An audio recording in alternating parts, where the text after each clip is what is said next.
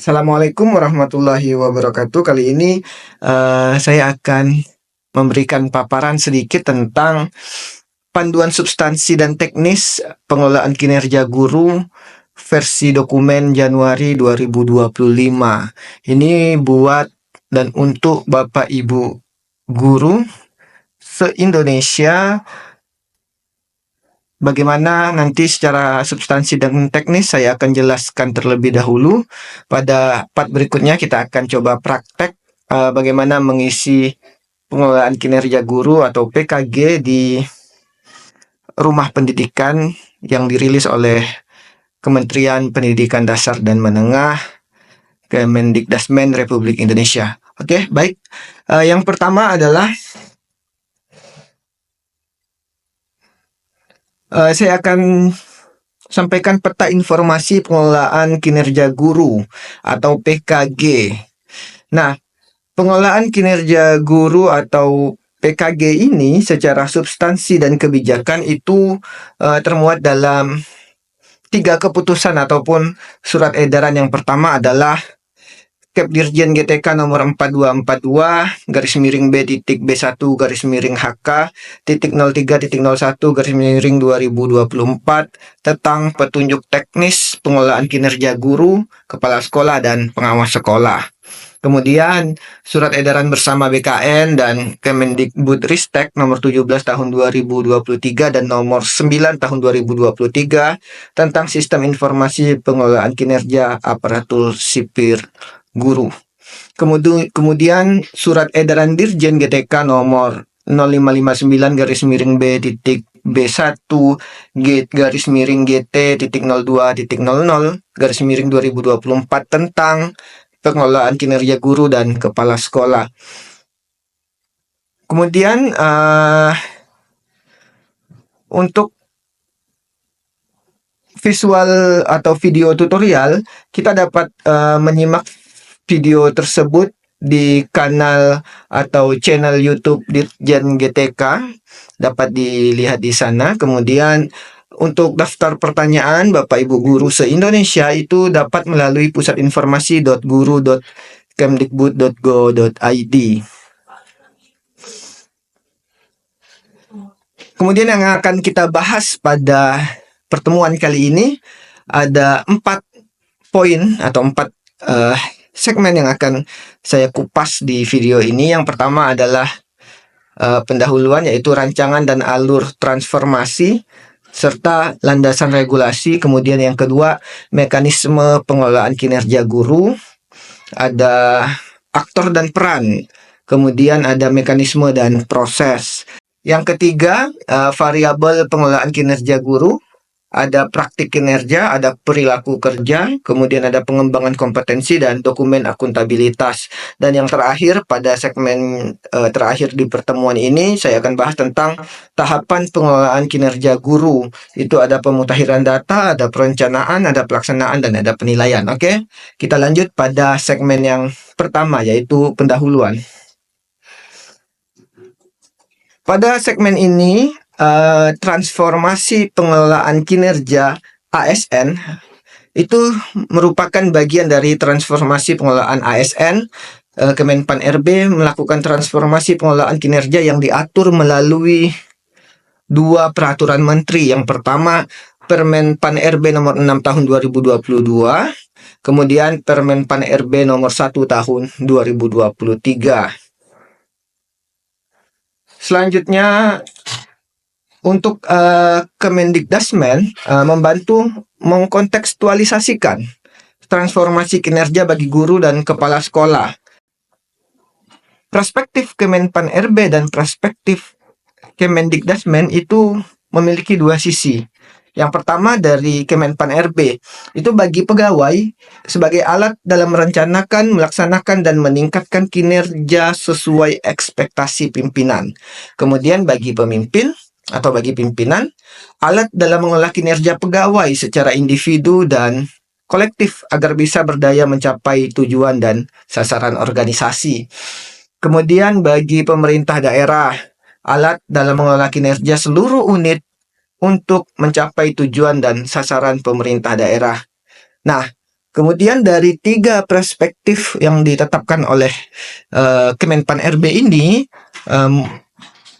Kemendikdasmen memiliki perspektif, yaitu sebagai transformasi pembelajaran. Nah, semua pegawai mendapatkan pengakuan atas kinerjanya yang menunjang transformasi pembelajaran untuk mewujudkan pembelajaran yang berorientasi pada peserta didik. Kemudian di arah transformasi pengelolaan kinerja guru dan kepala sekolah. Ada 4 variabel yang akan terbahas pada segmen ini, pendahuluan, yaitu pendekatan, tujuan, metode, dan umpan balik. Nah, pendekatannya yaitu pengelolaan kinerja sebagai pengendalian, pengelolaan kinerja sebagai pencapaian, dan pengelolaan kinerja sebagai pembelajaran. Pada pengelolaan kinerja sebagai pengendalian, itu tujuannya adalah kepatuhan terhadap standar dan prosedur. Sebagai pencapaian, itu pencapaian terhadap target yang terukur, dan sebagai pembelajaran, upaya peningkatan kualitas kinerja individu dan tim. Kemudian untuk metode.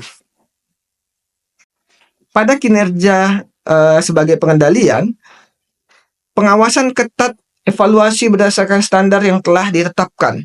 Kemudian untuk pada kinerja sebagai pencapaian itu metodenya adalah penetapan target, monitoring berkala terhadap pencapaian target, dan kemudian pengelolaan kinerja sebagai pembelajaran adalah proses berkelanjutan, refleksi dari kesalahan untuk peningkatan berkesinambungan. Kemudian untuk umpan balik,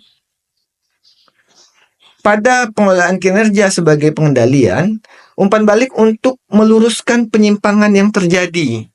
Nah, pada pengelolaan kinerja sebagai pencapaian, umpan balik untuk menyesuaikan strategi pencapaian target. Dan pengelolaan kinerja sebagai pembelajaran, umpan balik digunakan untuk melakukan peningkatan kualitas kinerja.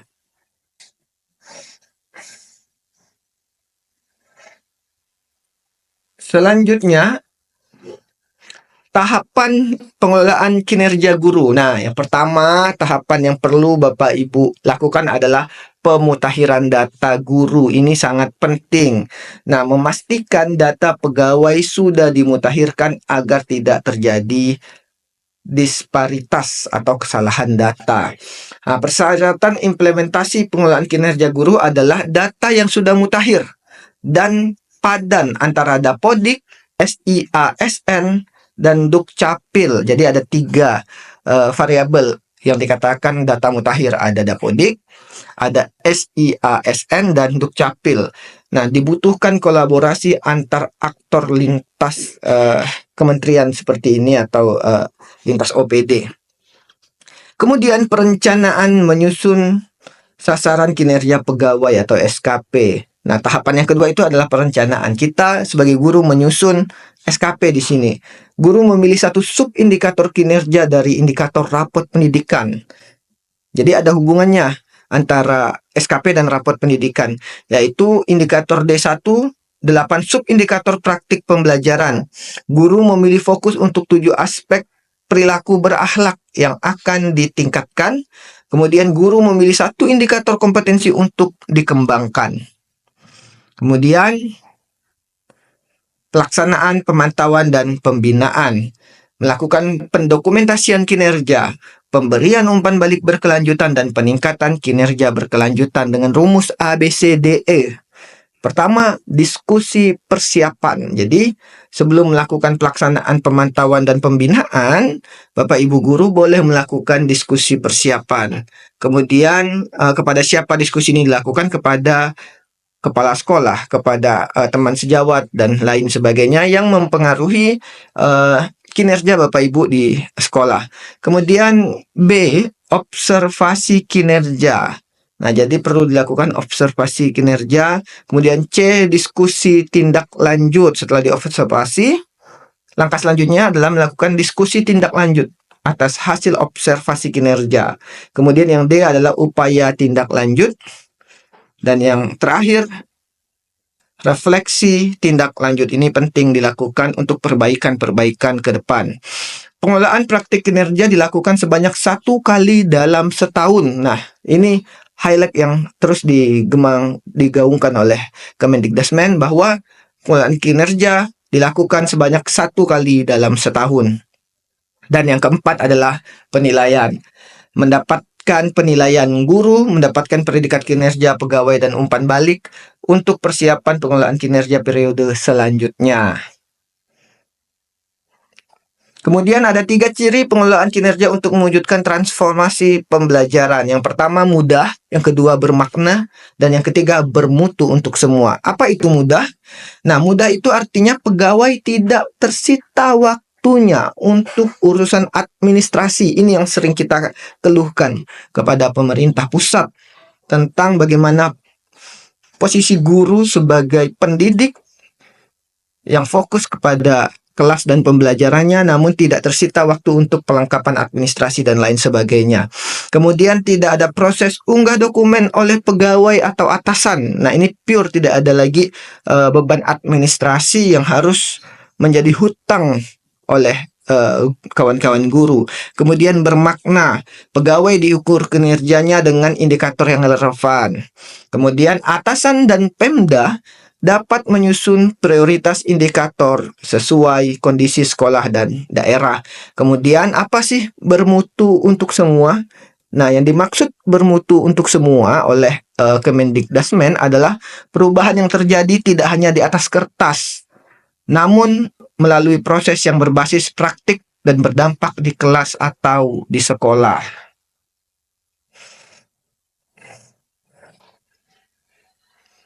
Nah, yang terpenting adalah konsistensi mendukung transformasi ini. Kemendikbudrismen bekerja sama dengan BKN. Pesan kuncinya, regulasi ini merupakan arahan yang diberikan oleh Mendikbudrismen dan Kepala BKN. Instansi daerah sesuai dengan kewenangannya menerapkan pengelolaan kinerja bagi ASN guru melalui sistem aplikasi yang dikelola oleh Kementerian Pendidikan Dasar dan Menengah yang terintegrasi dengan aplikasi e-kinerja Badan Kepegawaian Negara atau e-kinerja BKN. Sistem aplikasi pengelolaan kinerja guru digunakan mulai bulan Januari 2025. Ya, bulan ini, tahun ini.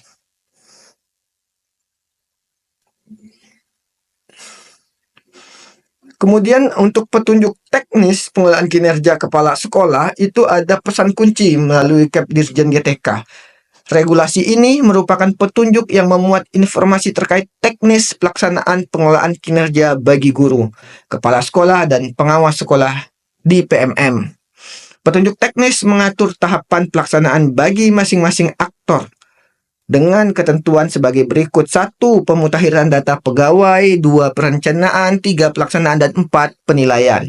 Petunjuk teknis juga memuat informasi umum terkait sasaran, sistem informasi, klarifikasi, pejabat penilai kinerja, serta pembagian peran dalam implementasi pengelolaan kinerja. Bapak Ibu, itu adalah pendahuluan tentang transformasi pengelolaan kinerja ASN. Bagaimana Bapak Ibu harus mengetahui pondasi dasar kenapa e-kinerja ASN guru dan kepala sekolah ini diberlakukan di tahun 2025 berdasarkan Kepmen, Kepdirjen, dan surat edaran bersama antara Kemendikbudrismen dan Kepala BKN di nomor 4 tahun 2024 dan nomor 19 tahun 2024. Sekian untuk pendahuluan transformasi pengelolaan kinerja ASN. Di video selanjutnya kita akan lanjut pada mekanisme pengelolaan kinerja guru dengan subbagian yaitu aktor dan peran, kemudian mekanisme dan proses. Sekian dari saya pada bab pendahuluan. Terima kasih. Wassalamualaikum warahmatullahi wabarakatuh. Salam literasi.